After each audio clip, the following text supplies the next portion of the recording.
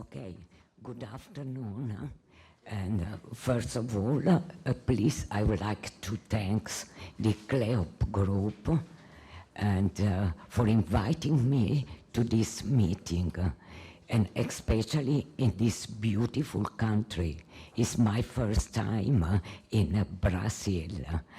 And I have to tell you that since Valentino Conter invited me to attend the CLEOP conferences, I really feel part of this group, and it's an honor for me. So I think that my next step is try to learn your language. Spanish language is not so different from my Italian language, and so I hope that I can do faster.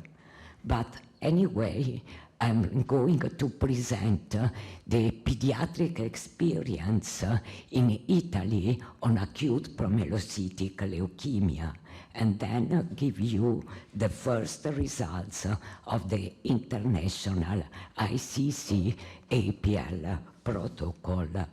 But just let me to summarize important point for APL. You know that management of APL for both adults and children has considerably evolved during the past 2 decades.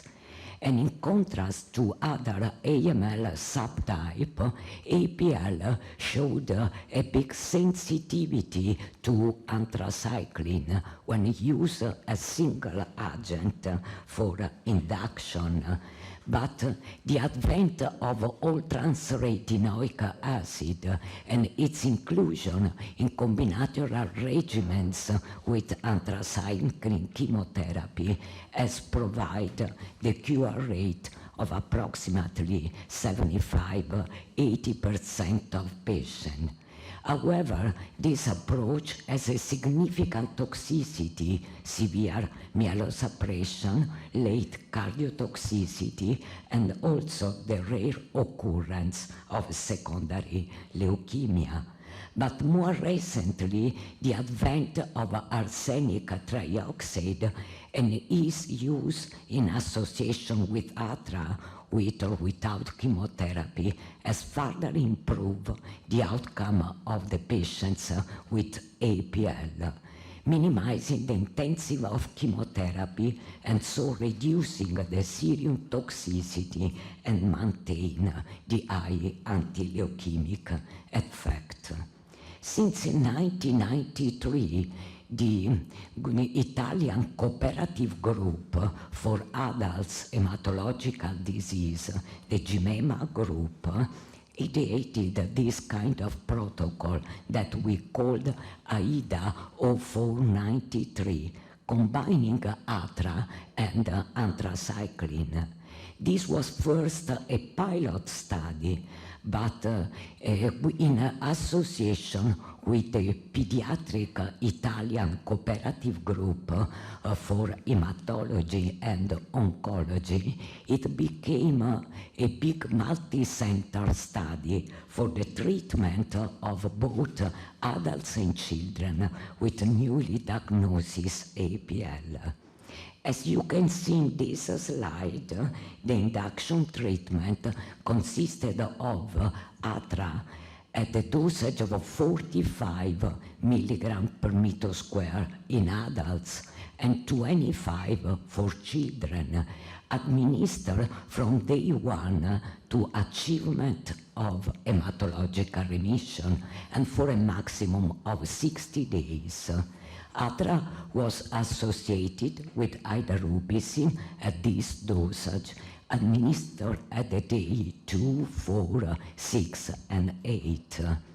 Induction was followed by 3 monthly consolidation courses combining anthracycline and other intercalating agents such as cytarabine and etoposide and 6-thioguanine.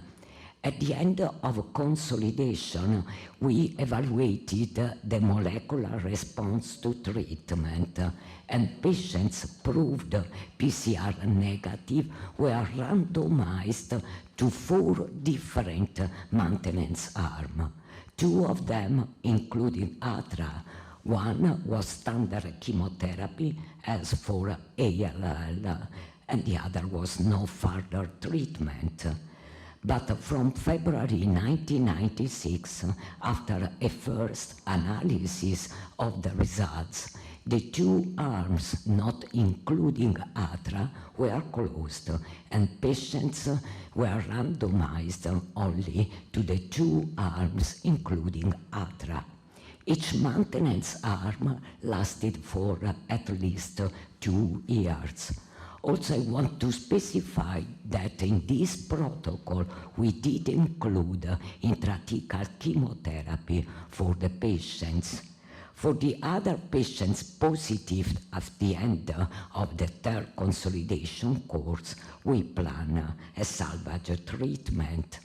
Here you can see the design of the protocol with the combination ATRA and idarubicin induction, the consolidation, the PCR evaluation at the end of the 3rd consolidation, and then the randomization for maintenance for those patients PCR negative at the end of consolidation. The main objective of this protocol was to assess the role of maintenance therapy for those patients in molecular remission at the end of the consolidation phase, and also confirm the results achieved in the previous pilot study, evaluate the rates of molecular remission after 3 consolidation courses, and induction ATRA-related toxicity. Here you can see the eligibility criteria, but patients ranging in age from 1 to 61 years with a morphological diagnosis of APL could start ATRA. Obviously, the confirmed genetic diagnosis based on RT-PCR or the presence of the 1517 translocation was mandatory requirement for continue the treatment. Other eligibility criteria include normal renal and liver function, a WHO performance status less than 4, no cardiac contraindication for intensive chemotherapy, and obviously a written informed consent. This protocol started on April 1993 and was closed on June 2000.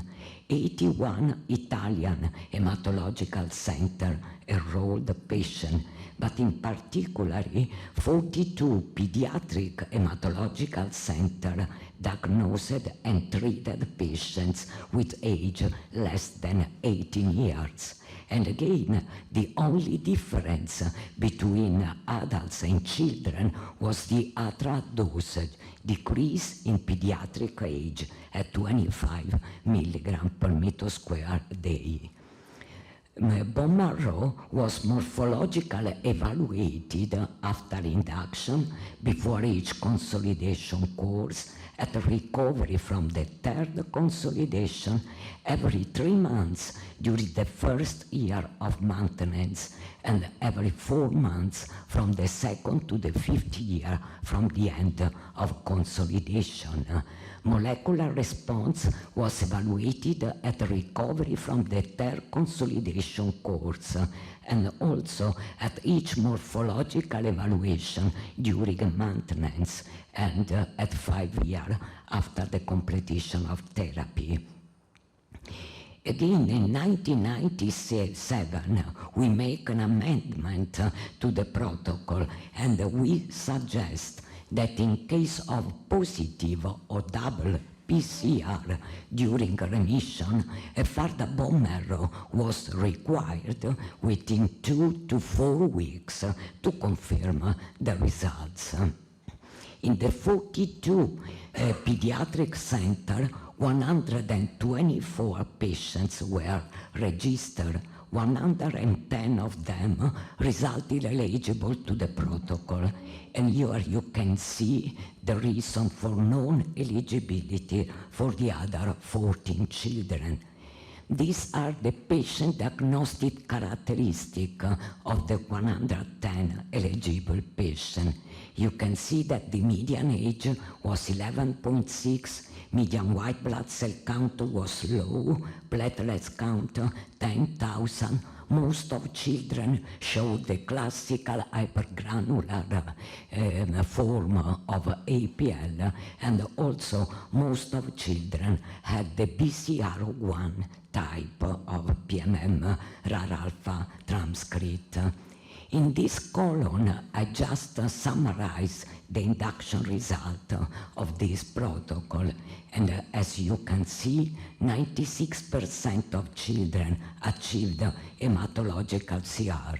4% died during induction, and no child showed resistant to idarubicin and ATRA induction schema. I compare this result with those achieved in pediatric age in the Spanish group. As you can see, they use the same ATRA plus idarubicin induction. And also, I compare this result to other two pediatric studies, German, Austrian, Switzerland group, and the French group. But in both these last group, they used ATRA and other chemotherapeutic agents for induction.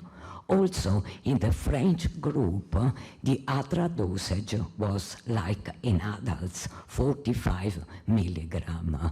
But as you can see, no difference in the induction results were observed among these four groups, and no child again was resistant to this induction chemotherapy.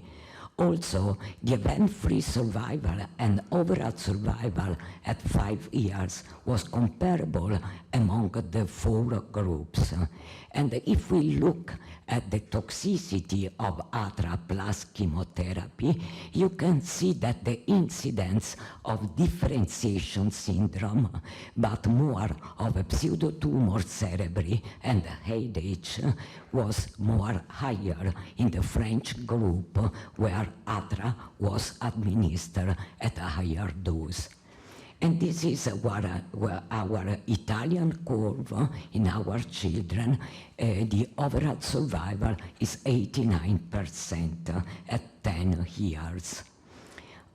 This is the prognostic model ideated and proposed by Sanz, the Spanish group, that divided patients at that time in 3 risk categories according to white blood cell count and platelets count at diagnosis. And according to Sanz criteria, I divided our patients in the 3 risk group. And you can see that the outcome of patients at low or intermediate group is statistically better compared to patients at high risk. So white blood cell count at diagnosis seems to be really important in the prognosis of APL children. But in the next few years, other 4 studies were published, and all of them included treatment with ATRA and anthracycline.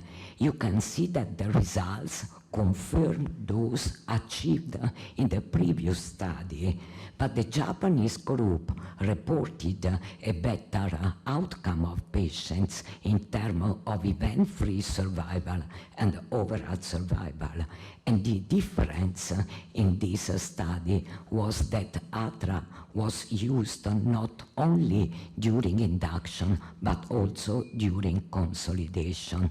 So with this background, on June 2000, the adult and pediatric Italian group for hematological disease designed this new protocol that we call AIDA 2000.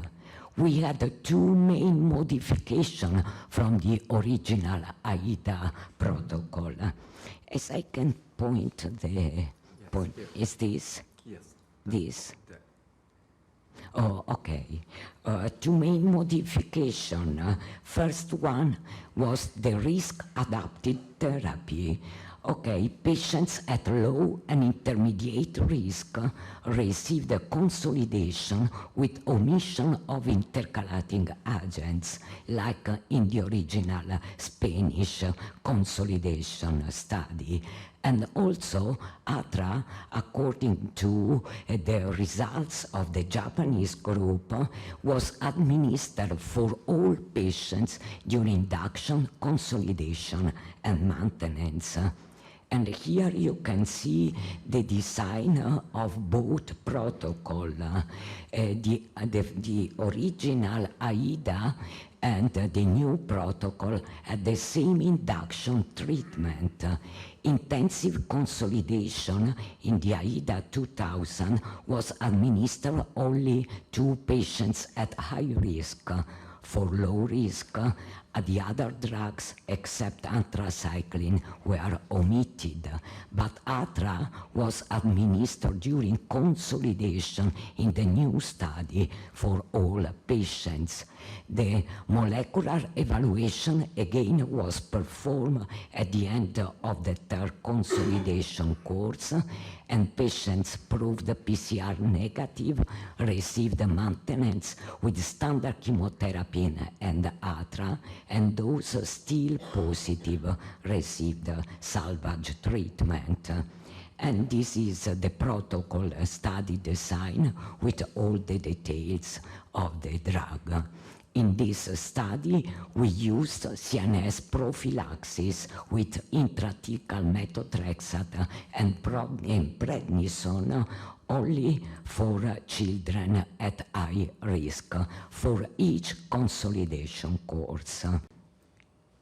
So the main aim of this study was to evaluate the treatment-related toxicity during ATRA, including consolidation, but also evaluate EFS, molecular hematological DFS, and overall survival for each risk group. The rate of molecular remission after consolidation in each risk group, and also induction morbidity and mortality after inclusion in this protocol of a prophylactic measure for differentiation syndrome and hemorrhagic complication. And these are the main supporting measure included in this protocol. We use prednisone at this dosage during induction in the attempt to prevent the differentiation syndrome. Also, you can see we specify platelets, fresh frozen plasma, packed red cell concentrate especially during the first 10 days of maintenance.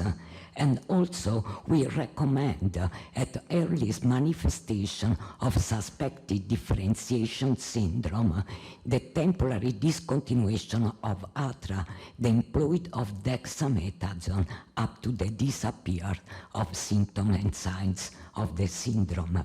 And also, we gave the treatment for the pseudotumor cerebri. Eligibility criteria were exactly the same of the previous protocol.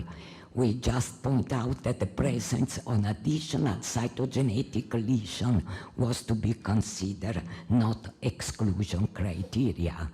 And here you can see the result, 124 children were enrolled in the AIDA 2000 protocol. And I compare this series of patients with patients treated with the previous protocol. And you can see that the diagnostic characteristics are comparable for these two series. Only we could find a difference, no statistical significant for the median platelets count at diagnosis between the last protocol where platelets count was 27.5 compared to the previous one. But in terms of type of M3, type of PMMR alpha transcript, and especially the risk category, we didn't find any difference between these two series. And here you can see the result of induction treatment.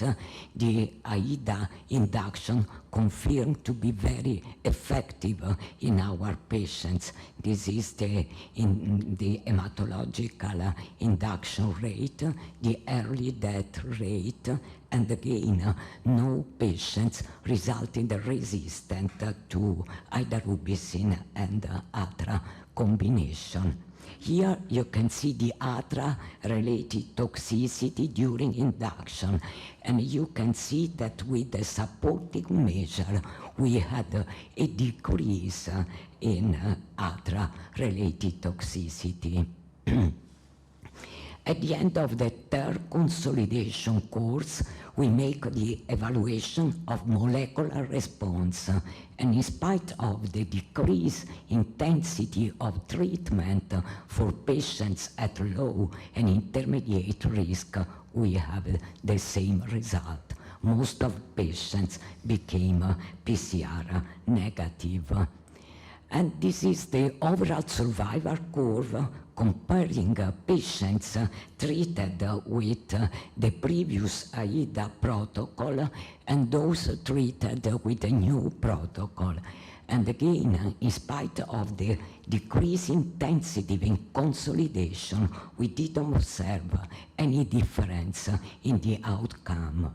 This slide is really more interesting because here is the overall survival for patients at low intermediate risk, and you can see that these patients show the same outcome.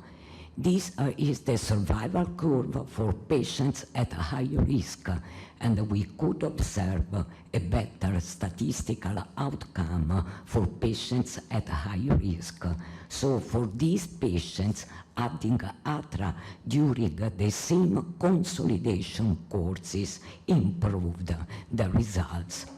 Also, failure-free survival, according to initial white blood cell count, improved for those children treated with AIDA 2000. And this is the cumulative incidence of relapse, and you can see that was decreased in AIDA 2000. These are the type of events after consolidation. You can see that we have 30 relapses, 19 hematological relapse, 14 in the previous protocol, and 5 in the last one. No child died in complete remission, and also we observed 4 therapy-related MDS, 2 in the previous protocol and 1 in the last one. So the message comparing these two AIDA Italian protocol is what you can see as follows. We confirmed in the last protocol the efficacy of AIDA induction, and also we improved the results even for both low and intermediate risk that achieved the same results with less intensive therapy, but the inclusion of ATRA in the consolidation phase improved the overall results for high-risk children.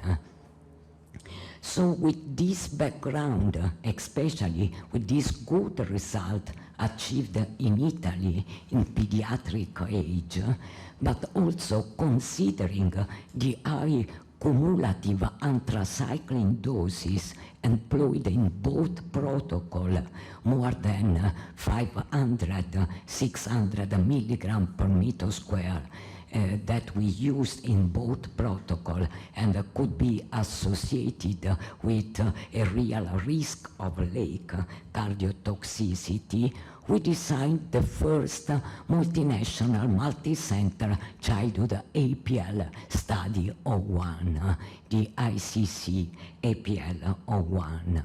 And the main objective of this study was reduce the cumulative anthracycline dose. Also, we decided to deliver a risk-stratified treatment according to modified SANS criteria, so according to initial white blood cell count, and to monitor the minimal residual disease by RQ-PCR for PMMR alpha and try to adjust the treatment according.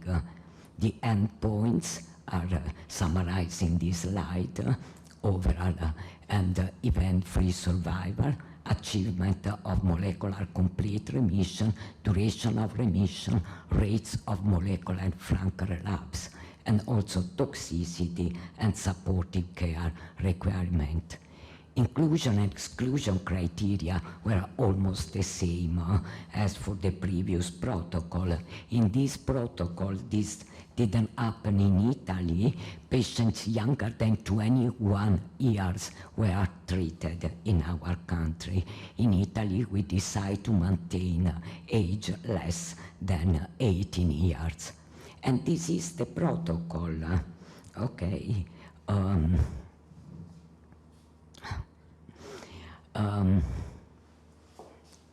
Induction, you can see doesn't work. Okay, thank you. Here. Okay. You can see the patients were divided in two risk groups according to white blood cell count, and the induction was exactly the same as for the AIDA protocols. Patients at standard risk received two consolidation course. And at the end of the second consolidation course, we performed the evaluation of molecular response, and those patients proved negative received maintenance. For the other patients still positive, they received a third consolidation course as for those patients at high risk. And again, we make a new evaluation of molecular response, and patients negative receive maintenance, while those patients still positive, for these patients we plan a salvage protocol including arsenic. And this is the distribution of patients by country and also by cooperative group. We registered 240 patients, and here you can see the baseline features of these patients. I want to have your attention regarding the median white blood cell count at diagnosis. You can see 6.1 was higher compared to the median white blood count of the two previous protocols. And so consequently, the group of patients at high risk had higher incidence. And these are the results. 195 are evaluable for induction response, 97% achieved hematological remission, 3% induction, that 18 patients relapsed with this different distribution between hematologic and molecular relapse. 16 out of the 18 patients were salvaged with ATO treatment, and also in this group we had one therapy-related AML. This is the induction toxicity of this study that was quite similar to the toxicity observed in the last AIDA protocol. And this is the MRD monitoring and exactly the percentage of patients still PCR positive at the different time point. As you can see, most of patients become PCR negative after the second consolidation course, but few patients still continue to respond with the third consolidation course. And this is the overall survival of this group. And also in this protocol, we didn't observe any statistical difference between children at high risk and those at low risk. This is the event-free survival, and also for the event-free survival, no statistical difference in the two risk categories. Okay, now I try to compare the two risk-adapted protocol, the previous AIDA 2000 and the last ICC APL study 01. But the main important difference between these two protocols was the cumulative anthracycline dose that was really very high in the previous AIDA study and was decreased in this last study, not only for patients at standard risk, but also for patients at high risk. And if I compare the characteristic of these two series of children, again, you can see that in the last protocol we had a higher white blood cell count and a higher number of patients at high risk. But this is the curves for patients treated with ICC APL study and the GMEMA study, and you can see that in spite of decreasing the dose of anthracycline, we didn't have any difference in the outcome. So the comments for these first results of this protocol are that this is the largest pediatric multinational multi-center APL cohort of children homogeneously treated with a specific risk-adapted protocol that was based on extended ATRA and reduced anthracycline chemotherapy. And the results are comparable to those achieved in the previous Italian AIDA 2000. So what will happen for the future? Okay, we have this good background, but also we now know that ATO is the most effective single agent for APL. And alone or in combination with ATRA or low-intensity chemotherapy result in a greater efficacy, but and also less acute toxicity. Two randomized studies for adults at standard risk combining ATO and ATRA are now published, and both demonstrated the better outcome and the more manageable toxic events in this group of patients. Experience in children as a first-line protocol are still scarce, but studies from China showed that there is a minimal toxicity and favorable outcome, especially for standard risk patients. So our future protocol that we will call ICC APL study 02, again will be a multi-center study, but combining ATO and ATRA for newly diagnosed APL. And this is the outline of our next protocol, and you can see that we want to use the combination of ATO and ATRA for patients at standard risk.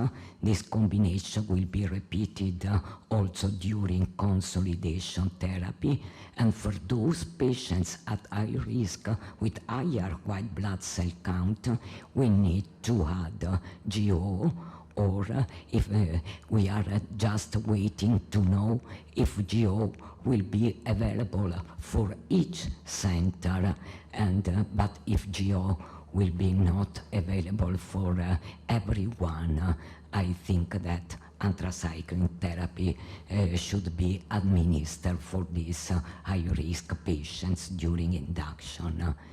And our objective will be to evaluate in an international pediatric study the safety efficacy of this combination for standard risk and this other for high risk.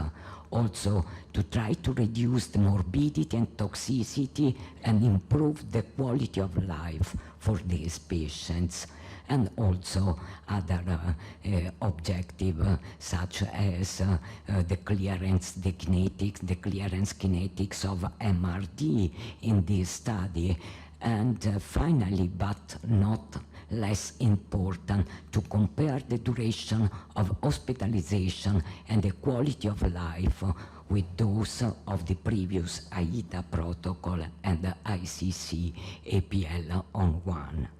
These will be our endpoints, and also the inclusion criteria, quite similar to the previous inclusion-exclusion criteria, but we had to add that since ATO can prolong the QTc, we had to exclude patients with severe significant arrhythmias. We need at least 6 standard patients at a standard risk, 40 at high risk. We hope that almost 100 institutions across different European and non-European countries participate in the study, and this is the recruitment period. So this is my last slide, and I want again to thank you for the attention, again to thank the CLIOP group and this wonderful meeting in Porto Alegre. Thank you very much.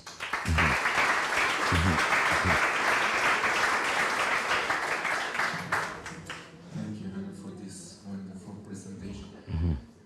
I don't know if someone got any questions, something that maybe a comment, Daniel, or something. Someone.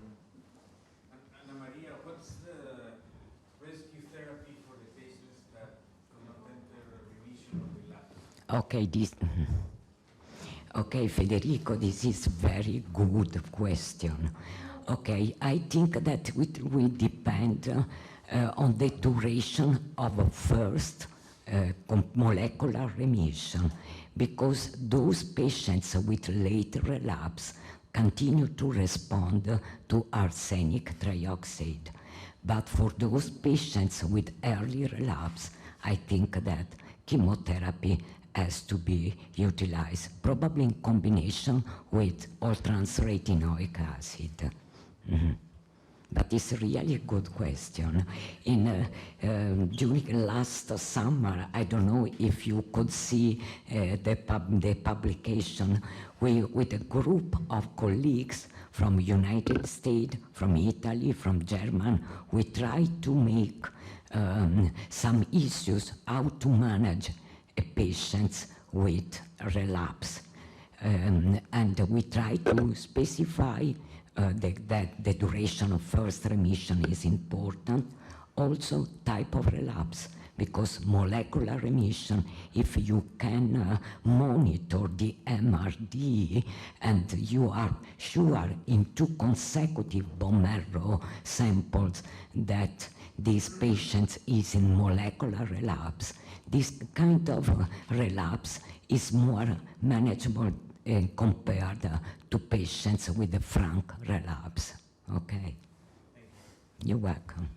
Yes, please. Do you have any guidelines for the complications in the brain with seizure, imaging-wise? How do they manage? Do they do emergency CT?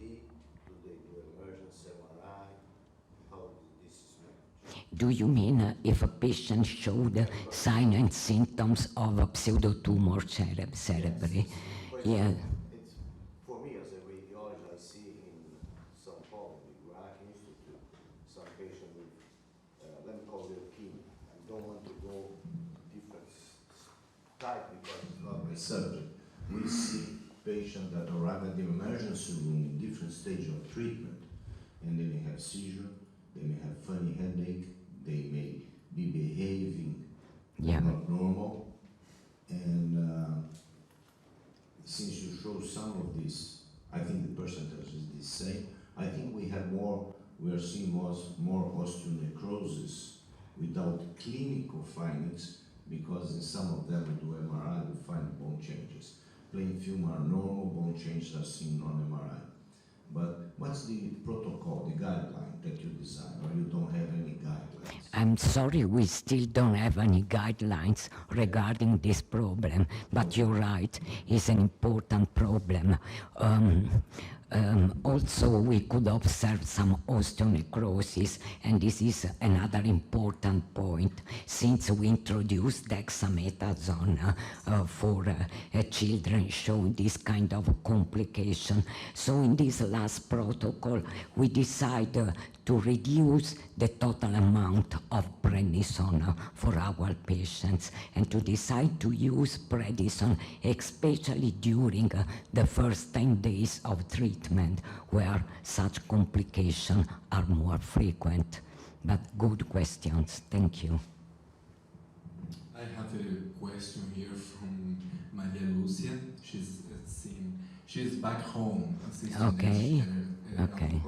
And she's asking, how do you intend to evaluate induction response and in which moment?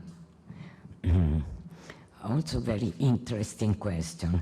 Okay, you mean for the last protocol? Okay, we supposed to perform the first bone marrow evaluation after a minimum of 28 days. Okay, but both the drugs can be continued up to 60 days. So if the morphological evaluation is not satisfactory after 28 days, we plan to continue the treatment and make other evaluation during these further days. It's difficult to have a good evaluation of the morphological response when you use this differentiating agent. But ATO is different from ATRA because with ATO plus ATRA, in adults, we could see some molecular response after induction, many molecular response. When you use ATRA in chemotherapy, most of patients are still molecular positive after induction. So this is not the good type of response evaluation. Also in the new protocol, we want to perform the most important molecular evaluation after 3 consolidation courses. Okay, thank you. Any more questions? Which is the rate of bone marrow transplantation that you have? Okay. Very low, as you could see, because most of the patients are in molecular complete remission after the end of consolidation. Bone marrow transplant was included in the salvage treatment for the first protocol, AIDA 0493. But the use of bone marrow transplant was really decreased in the next two protocols, especially in the last one, because most of these children, as I showed you, 16 out of 18 could achieve a good response with salvage treatment, including arsenic. So the role of stem cell transplant really decreased during these years. And if we want to go toward a chemotherapy-free protocol, I think that we really need to decrease the stem cell transplant for this disease. In my personal experience, I have some children who relapse after the last protocol treated with arsenic trioxide. They didn't perform stem cell transplant because they showed a rapid molecular response, and they are still alive without transplant and in molecular remission. This is my hope, to really decrease the use of stem cell transplant in this disease. Thank you. Any more questions? Thank you very much. Thank you to you.